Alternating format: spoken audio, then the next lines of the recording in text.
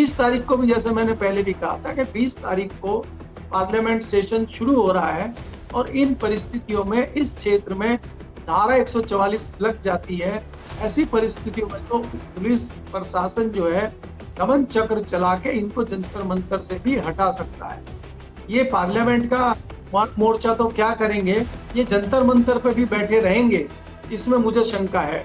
क्योंकि आपको याद रखना होगा कि जिस प्रकार से किसानों का आंदोलन हुआ था, किसानों को इन्होंने इस एरिया में नहीं घुसने दिया। किसान बॉर्डर पे ही थे, उनको दिल्ली में नहीं घुसने दिया था, क्योंकि इनको मालूम था कि अगर वो दिल्ली में आके किसी जगह पे बैठ गए फिर वो उठने वाले नहीं है। तो इसीलिए ये इनको यहाँ बैठे रहने देंगे, मुझे इस पर भी थोड़ी शंका है जी।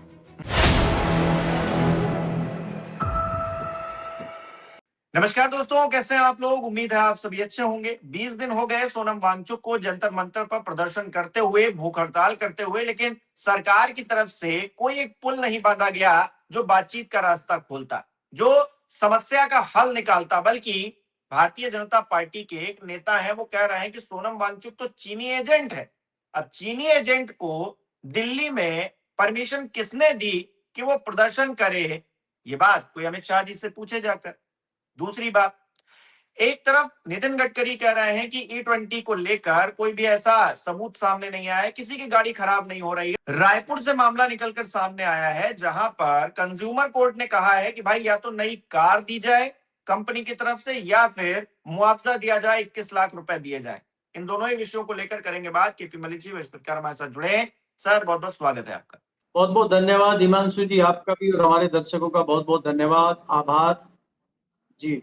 सर, सोनम वांगचुक को 20 दिन हो चुके हैं और 20 तारीख को चूंकि संसद का मानसून सत्र भी शुरू हो रहा है, उसी दिन संसद चलो का नारा भी बुलंद कर दिया गया है और कह रहे हैं सोनम वांगचुक मंच पर कि मैं 20 जुलाई तक जिंदा हूं और अगर उसके बाद ये आंदोलन जो है सफल नहीं रहता है तो भूत बनकर लौटूंगा। लेकिन भारतीय जनता पार्टी वाले वो वही पुरानी अपनी कहानी रट रहे हैं। बीजेपी के प्रदेश उपाध्यक्ष है राजेश यादव, उनका कहना है कि सोनम वांगचुक कोई शिक्षाविद नहीं है, वो चीनी एजेंट है। अब चीनी एजेंट है तो अमित शाह जी क्या कर रहे हैं? अमित शाह जी को पकड़ना चाहिए, पहले इनको जेल में बंद किया था, फिर क्यों छोड़ दिया उनको? सवाल ये भी है। और एक चीनी एजेंट ऐसे ही घूम घूम कर आंदोलन कर रहा है और सरकार सो रही है क्या? ये कौन सी दोहरी नीति है, कौन से दोहरे मापदंड है? देखिए हिमांशु, अगर आप देखें उत्तर प्रदेश के जो भारतीय जनता पार्टी के नेता हैं, वो समय समय पे इस तरह के वक्तव्य देते रहते हैं। अब इस बार पाकिस्तान का इन्होंने नाम लिया, चीन को भी घसीट लिया इन्होंने। और इनके आकाओं को जब पता लगेगा ये चीन को घसीट रहे हैं, तब फिर इनकी क्या हाल होगा वो भी आपको पता है।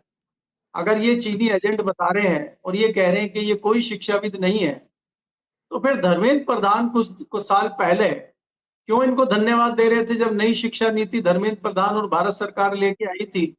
और यही जो है सोनम वांगचुक और उनकी पत्नी को धन्यवाद देते हुए फोटो ट्वीट किया था धर्मेंद्र प्रधान ने।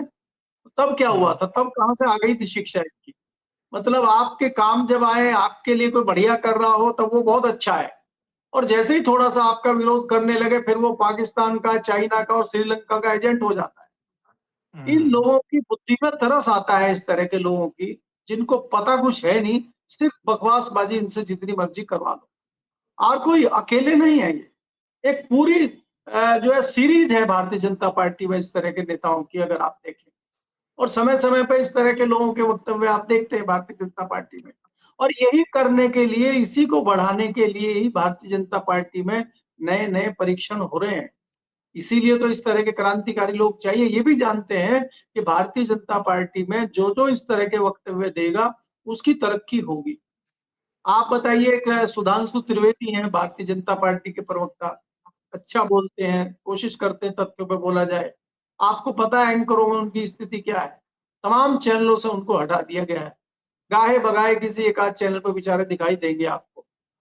और जो दूसरे विद्वान प्रवक्ता हैं, वो रोज चैनलों पे, बड़े बड़े चैनलों पे आपको बैठे दिखाई देते हैं। आप देखिए कितने सारे एंकर हैं, आप मन में याद कीजिए भारतीय जनता पार्टी के कितने विद्वान एंकर आपको दिखाई देते हैं और क्या क्या तर्क उनके होते हैं। कोई एक तर्क काम का होता है? भारतीय जनता, ये दुर्भाग्य देखिए आप भारतीय जनता पार्टी का। वो भारतीय जनता पार्टी जो सालों से, दशकों से अपने आप को बताती रही है कि बहुत सिद्धांतवादी सियासी दल है, वो सिद्धांतवादी पार्टी है, यहाँ तो नैतिकता के हिसाब से सारी चीजें चलती हैं, आज किस कगार पे खड़ी हुई है। तो आज तो उसी तरह के नेताओं का बोलबाला भारतीय जनता पार्टी में है। तो भारतीय जनता पार्टी का कौन नेता क्या कह देगा, इस पे अब हमें कोई आश्चर्य होता नहीं है। आपको मैं पहले भी कई बार कह चुका हूं कि कहीं कुछ भी होता है।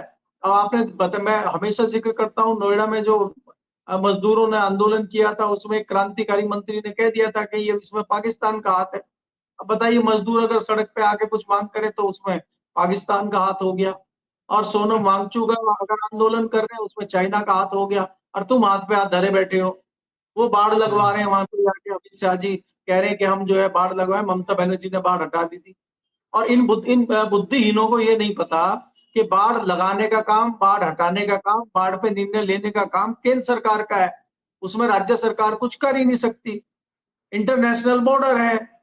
लेकिन लोगों को बेवकूफ बनाने के लिए लगातार फैला रहे हैं कि जहां पर ममता बनर्जी ने बाढ़ हटा दी थी, लगवाने की जरूरत नहीं समझी थी, अब भारतीय जनता पार्टी की सरकार आ गई है, बाढ़ लगाई जा रही है, अब अमित शाह जी छोड़ेंगे नहीं एक भी आतंकी को, ये कर देंगे वो कर देंगे, और बस बस ढिढोरा पीटे जा रहे हैं। पता कुछ है नहीं, रिसर्च कुछ है।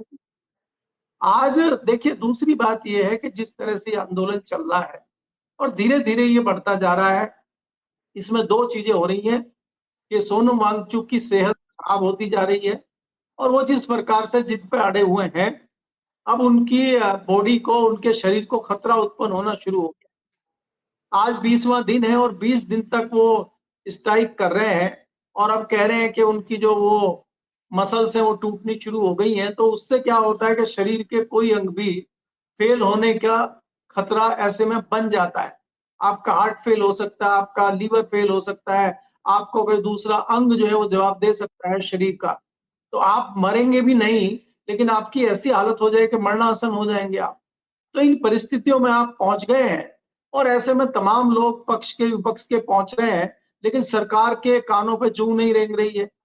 सरकार के मंत्री दाएं बाएं घूम रहे हैं। प्रधानमंत्री जी हरियाणा जा रहे हैं रेल को झंडी दिखाने के लिए। एक जिले में झंडी दिखाने के लिए रेल को प्रधानमंत्री मोदी जी जा रहे हैं, क्योंकि रेल मंत्री तो कोई है नहीं आजकल, सारे काम तो प्रधानमंत्री करते हैं।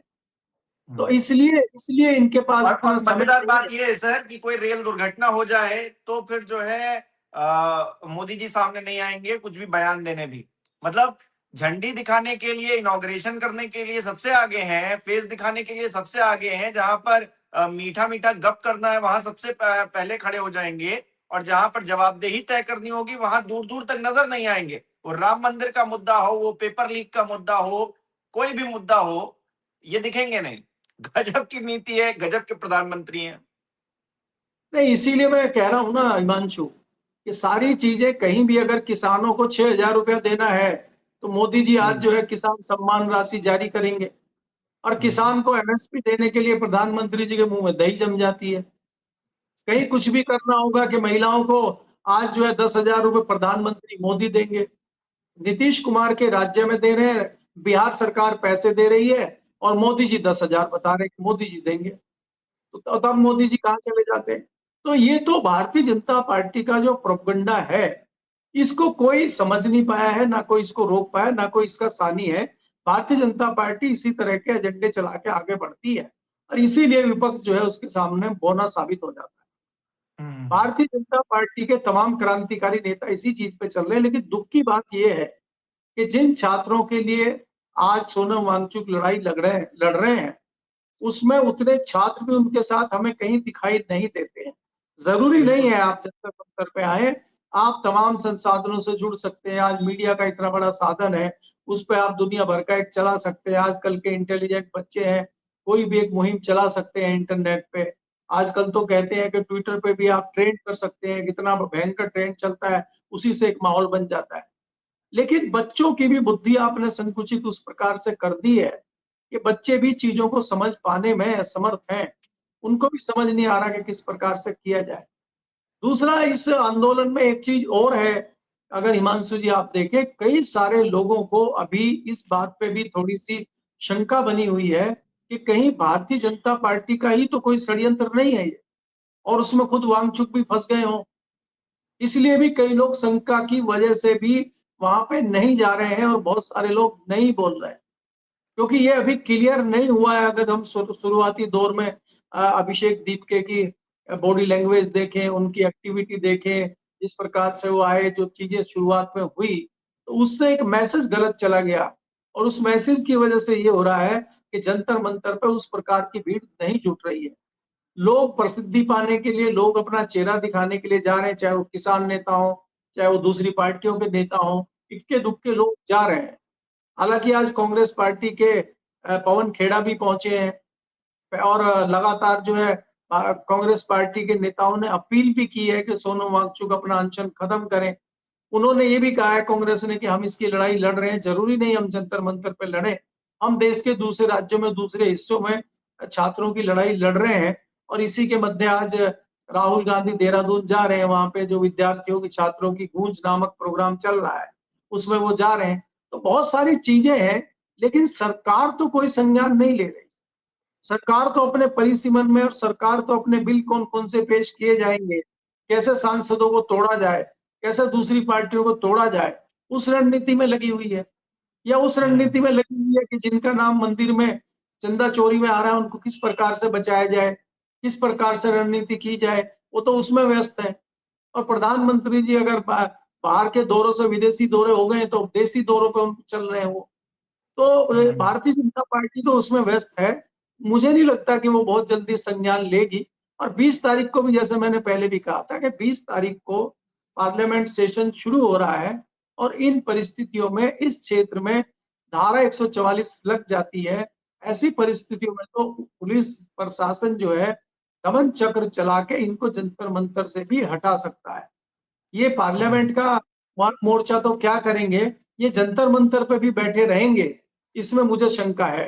क्योंकि आपको याद रखना होगा कि जिस प्रकार से किसानों का आंदोलन हुआ था, किसानों को इन्होंने इस एरिया में नहीं घुसने दिया। किसान बॉर्डर पे ही थे, उनको दिल्ली में नहीं घुसने दिया था, क्योंकि इनको मालूम था कि अगर वो दिल्ली में आके किसी जगह पे बैठ गए, फिर वो उठने वाले नहीं है। तो इसीलिए ये इनको यहाँ बैठे रहने देंगे, मुझे इस पे भी थोड़ी शंका है। जी। अच्छा, एक तरफ E20 को लेकर खबरें ये आ रही हैं कि कोई नुकसान नहीं हो रहा है गाड़ियों को, और हालांकि मंत्रालय नहीं है नितिन गडकरी का, लेकिन सबसे ज्यादा वहीं बोल रहे हैं कि एक मामला दिखा दीजिए ऐसा जहां पर गाड़ी खराब हुई है। तो मामला तो एक आ गया है, रायपुर का मामला आया है जहां पर कंज्यूमर कोर्ट ने ही कहा है कि मारुति वाले या तो 21 लाख रुपए दें, या फिर वो जो पूरा नई कार है वो दें जो E20 के कैपेबल हो, जो उस पर चलती हो, ताकि जो ग्राहक हैं जिन्होंने खरीदा है वो ठगा हुआ महसूस ना करें खुद को। 21 लाख की कार ली उन्होंने, बताइए, और वो बैठ गई 6 महीने के भीतर, 6 महीने में वो चलने लायक नहीं बची। अब यहाँ नितिन गडकरी कह रहे हैं कि एक मामला हो तो बताइए। अब ऐसे बहुत सारे मामले आने वाले समय में हो सकता है आए, लोग भी जागरूक हों कि भाई हमारी गाड़ी खराब हो रही है, हम भी कंज्यूमर कोर्ट जाएं। क्योंकि जब शुरुआत में ये मामला था तो कस्टमर से तो कह दिया गया था ना कि भाई हम कोई मुआवजा नहीं देंगे, 5 लाख का वो इंजन खराब हो गया है तो 5 लाख रुपए अपने जेब से भरिए, वो उसमें भी नहीं आएगा। तो ये तो हाल है। देखिए हिमांशु, अगर आप E20 का मामला देखते हैं, सबसे ज्यादा प्रचार प्रसार गडकरी ने ही किया था। और आपको उनका एक वक्तव्य याद होगा, जब वो, क्योंकि वो कई बार क्या होता है, मंत्री और दूसरे भारतीय जनता पार्टी के लोग खासकर कई बार बड़बोले बन जाते हैं और बड़े बड़े बोल बोल देते हैं। क्योंकि जिस प्रकार से इनका कॉन्फिडेंस बढ़ा है पिछले 10 सालों में, इनको ये लगता है हम कुछ भी बोल दें सब सत्य है। लेकिन जब कई अभी पिछले दिनों कुछ चैनल को इन्होंने इंटरव्यू दिए हैं और न चाहते हुए भी उसमें कुछ कड़वे सवाल आ गए, तो झुंझलाते हुए भी आपको गडकरी जी दिखे होंगे। गडकरी जी को इसलिए ज्यादा घेरा जा रहा है E20 के मामले पर कि सबसे ज्यादा प्रचार प्रसार इन्होंने किया था। यही कह रहे थे कि हम एथेनॉल लेके आएंगे और फिर अगर एथेनॉल मिक्स हम करेंगे पेट्रोल में, तो पेट्रोल की कीमत जो है 20-25 रुपया हो जाएगी, 15 रुपया हो जाएगी। वो 15 रुपए तो हुई नहीं, और 100 रुपए से ऊपर चली गई। और अगर आप बारीकी से जांच करते हैं एथेनॉल की, एथेनॉल क्या है, एथेनॉल कहाँ से आएगा। अब आप अगर एथेनॉल गन्ने से भी बनाते हैं, या जैसे मक्का से बनाने की बात कर रहे हैं, अब आप ये सोचिए कि मक्का के दाने से एथेनॉल बन रहा है, कोई हवा में नहीं बन जाता। उसका कितना बड़ा प्रोसीजर है। अगर आप वो पूरे प्रोसीजर से मक्का से एथेनॉल बनाते हैं, तो उसको ये प्रोसीजर करने में ही मुझे लगता है कि 70-80 रुपया खर्च हो जाएगा 1 लीटर में। तो फायदा क्या हुआ फिर आपको एथेनॉल बनाने का। और ऐसे में आप जो है एथेनॉल भी अमेरिका से मंगाने की बात कर रहे हैं। मक्का भी अमेरिका से मंगाने की बात कर रहे हैं। अरे तो अगर आपको मंगाना ही है तो बना बनाया एथेनॉल अमेरिका से मंगा लीजिए और वही हमें दे दीजिए भाई। तो मक्का मंगा के फिर हम उसको प्रोसेस करेंगे और फिर हम तो पेट्रोल में मिलावट करेंगे, फिर हम देंगे। कोई सवाल पूछने वाला है ये कि कैसे प्रोसेस होगा ये? गन्ने से आप एथेनॉल बना रहे हैं, अगर कोई शुगर मिल शुगर बना रही है और उसमें से कुछ बच जाता है, वो प्रोसेस करके साइड पे करती है, तो वो मोटा मुनाफा चीनी से कमा सकती है। एथेनॉल में वो इतना मुनाफा नहीं कमा सकती, तो वो कम से कम कुछ साल बैलेंस कर लेगी और बाद में रूटीन अगर बन जाता है तो आगे चलाएगी। अगर उसको नुकसान एथेनॉल में होगा तो वो क्यों एथेनॉल बनाएगी? तो इस तरह की जो शुगर मिले हैं जिनके पास डबल चीजें हैं, वो शुगर भी बनाती है और बाई प्रोडक्ट बहुत सारे बनते हैं शुगर केन से। उसमें बहुत सारे लगभग 2 दर्जन से अधिक उत्पाद बनते हैं। वो अगर बना रही है, उसने एक एथेनॉल भी बना लिया तो वो सरवाइव कर सकती है। लेकिन अगर कोई प्लांट खाली एथेनॉल का लगता है, वो इतनी जल्दी सरवाइव करेगा, इस पे भी संशय है। तो सरकार बिना जांच पड़ताल किए, बिना रिसर्च किए, इतनी जल्दबाजी में क्यों है एथेनॉल को लाने के लिए? आपने जो गाड़ी का जिक्र किया है, गाड़ी का इंजन एथेनॉल से चलेगा, एथेनॉल मिश्रित पेट्रोल से चलेगा, तो उसके लिए आपको उस इंजन में बदलाव करने पड़ेंगे, उस पर रिसर्च करनी पड़ेगी, उस पे R&D सेंटर खोलने पड़ेंगे आपको। कंपनियों को बताना पड़ेगा कि भाई हम 2 साल बाद एथेनॉल लाएंगे, इसलिए 2 साल के अंदर आप अपने इंजनों में चेंजेस कर लीजिए। तो कंपनियों ने अब हो सकता है 2 साल से करना शुरू किया हो, लेकिन कंपनी तो अपनी पुरानी गाड़ी भी बेचे जा रही है और उपभोक्ताओं को जो उनके डीलर होते हैं वो झूठ बोल देते हैं। अब कस्टमर को तो पता नहीं है, कस्टमर जाके उसको यूज करता है और उसकी गाड़ी खराब होती है। नहीं, एक उसी बात तरह सर का ये भी मामला। है, जो पुरानी गाड़ियां हैं उसमें एथेनॉल ही हम डालेंगे, मतलब E20 पेट्रोल डाल पाएंगे, विकल्प ही नहीं है दूसरा। मतलब यहाँ तो कह रहे हैं ना नितिन गडकरी की जिसके पास ज्यादा पैसा हो, जिसको शुद्ध पेट्रोल चाहिए तो वो भी ले ले, वो महंगा पड़ेगा। अब महंगा पेट्रोल कितनी जगह पर मिल रहा है, अवेलेबिलिटी उसकी कितनी है, ये भी तो देखा जाएगा। लखनऊ के भीतर मैं हूं और यहाँ पर मान लीजिए 4-5 पेट्रोल पंप ऐसे होंगे जहां पर वो शुद्ध वाला जो महंगा वाला पेट्रोल है वो मिल रहा है, बाकी जगह तो नहीं मिल रहा है ना। अब कोई 10 किलोमीटर दूर शुद्ध पेट्रोल डलवाने के लिए जाएगा क्या? मतलब ये भी तो बात है ना, हर जगह मिल भी तो नहीं रहा है। तो ऐसे में और जो पुरानी गाड़ियां हैं उनको नुकसान भी हो रहा है इससे। तो फिर कुल मिलाकर आम जनता को ही लूट रहे हैं ना। वो पहले गाड़ी में पैसे लगाए, गाड़ी खरीदे, टैक्स दे, सब कुछ करे, उसके बाद अब पेट्रोल से जो नुकसान हो रहा है वो भी झेले, महंगा पेट्रोल भी खरीदे, सब कुछ जो करे वो जनता करे। और ये कोर्ट में खड़े होकर कह देंगे कि नहीं नहीं अभी तो एक्सपेरिमेंटल मोड में है, 1 साल बाद पता चलेगा कि इसके क्या कॉन्सिक्वेंसेस हैं। ये तो गजब है सर। नहीं, इसमें हिमांशु आप ये देखिए, आप मैं वही R&D की बात कर रहा हूँ, वही रिसर्च की बात कर रहा हूँ कि रिसर्च कंपनी को अपनी गाड़ियों पे करनी चाहिए, लेकिन सरकार और कंपनियां उपभोक्ता की गाड़ियों पे रिसर्च कर रही है। वो सारा नुकसान उपभोक्ता के मत्थे पड़ रहा है। और वो उपभोक्ता कौन है? जो गाड़ी खरीदता है, जितने की गाड़ी है उससे दुगनी कीमत देनी पड़ती है उसको, क्योंकि उसको टैक्स देना होता है पूरे साल का, उसको रोड टैक्स देना होता है, उसको GST देनी होती है, उसको जो भी देना है दुनिया भर के टैक्स देने, इंश्योरेंस करानी है, हर साल इंश्योरेंस कराएंगे, हर साल आपका पोल्यूशन। आप मुझे बताइए, अगर नई गाड़ी आई है और आपने पोल्यूशन फ्री बनाई है, तो फिर उसका पोल्यूशन क्यों होना चाहिए? फिर आपने रोड टैक्स हमसे ले लिया तो फिर हमें टोल टैक्स क्यों देना चाहिए? तो एक गाड़ी अगर किसी ने ले ली है तो उसको चूस लो बिल्कुल, और उसको कह दो कि ये गाड़ी 10 साल से अधिक नहीं चलाएंगे आप। 10 साल के बाद फिर नई गाड़ी खरीदिए आप। तो अगर कोई थोड़ा-सा इस तरह का कैपेबल आदमी आपको लगता है कि जो गाड़ी खरीद सकता है, सर्वाइव कर सकता है, उसको चूस लो। ये रणनीति सरकार की है। पहले सरकारें जनता के हित में काम करती थी, आजकल की सरकारें सीधे-सीधे पूंजीपति के हित में काम करती हुई दिखाई देती हैं। कार कंपनियां अपनी पॉलिसी लाके सरकार को दे देती हैं और सरकार उसको बिना जाने बिना समझे लागू कर देती है। इस तरह के नजारे हमें तो पिछले कुछ सालों से दिखाई दे रहे हैं।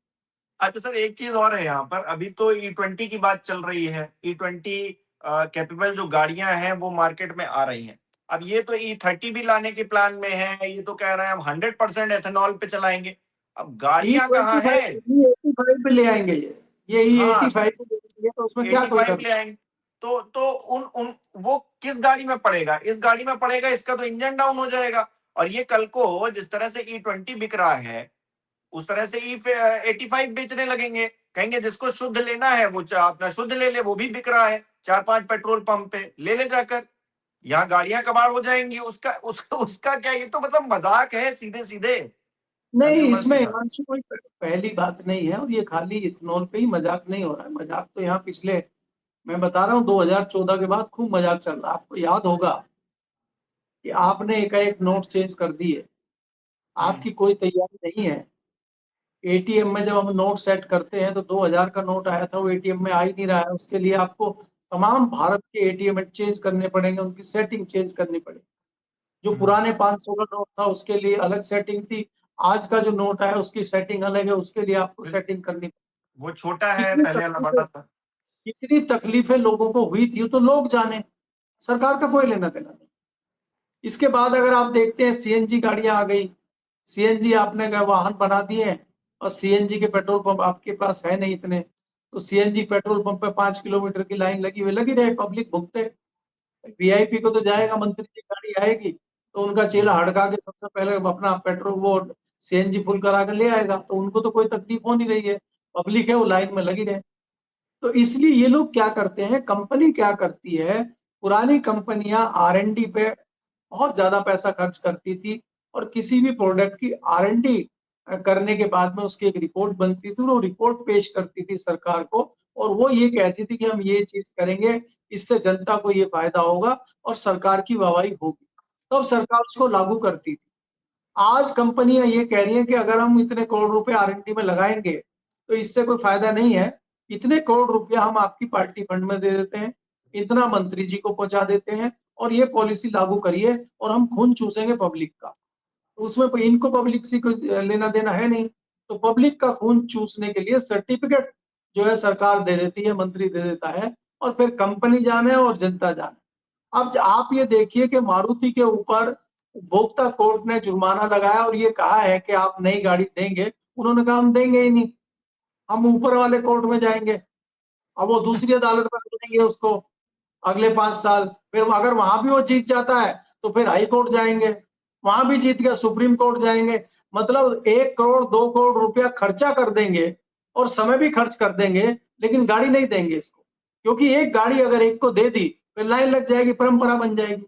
तो एक 20 लाख की गाड़ी उस उपभोक्ता को नहीं देंगे, लेकिन करोड़ 2 करोड़ 4 करोड़ रुपया उसको कानूनी दांव पेच फंसाने में लगा देंगे, और बाद में अंतिम जज यही फैसला देंगे कि नहीं नहीं उपभोक्ता गलत है, उसने गाड़ी का मिसयूज किया था, उसको बता दिया गया था कि A20 डलेगा और वो कुछ और डलवा रहा था, उसने हो सकता है गलती से कुछ कर दिया हो, वो तमाम सारे फैसले पलट देगा नीचे के, क्योंकि कानून की स्थिति तो आप जानते ही हैं और अदालतों की हालत भी आप जानते हैं।